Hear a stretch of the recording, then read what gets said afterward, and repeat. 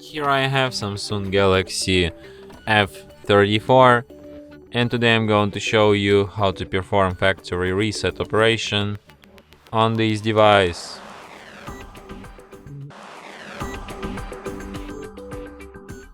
So firstly you should open settings, then you should go to the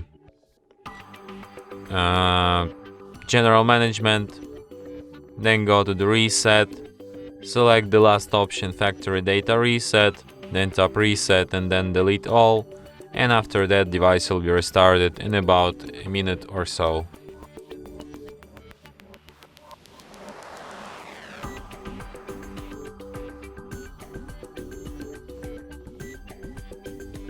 And that's it. Thanks for watching.